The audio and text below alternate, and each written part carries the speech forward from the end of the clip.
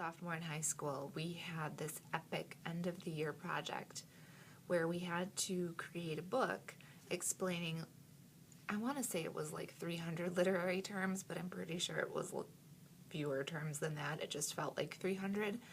And we had to illustrate it and put in examples. And a lot of times it was really hard to figure out what exactly was being spoken about. English isn't exactly the easiest thing to work with, especially when you're writing.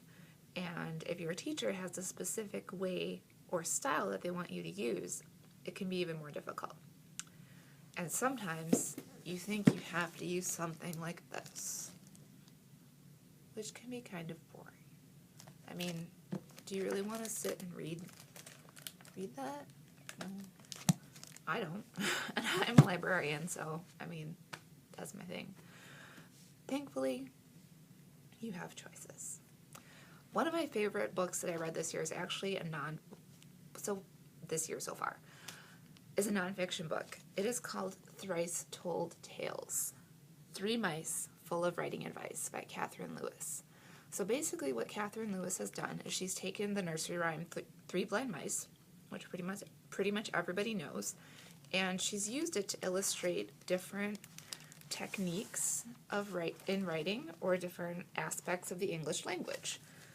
So, for example, she talks about the epistolary novel, and she gives examples using the 3 blind mice as the writers in these letters. And we also have these fantastic illustrations by Eust Eldred.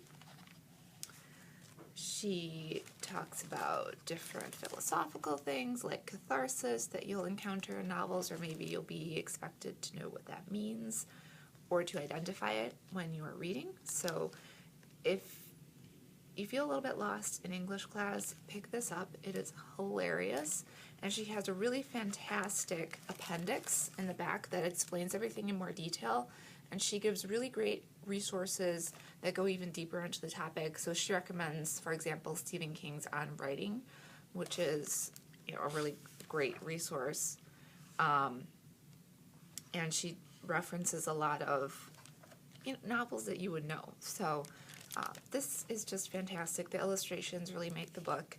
If you need something a little bit more technical to help with your writing, I suggest anything by Grammar Girl. Fortunately, she's covered up by the barcode, but Grammar Girl, the ultimate writing guide for students. So if you need to know when you should use affected versus effected or something like that, this is your go-to guide. So if you're working on writing those final papers or that final project, hopefully my English sophomore teacher doesn't feel bad about when she sees this video.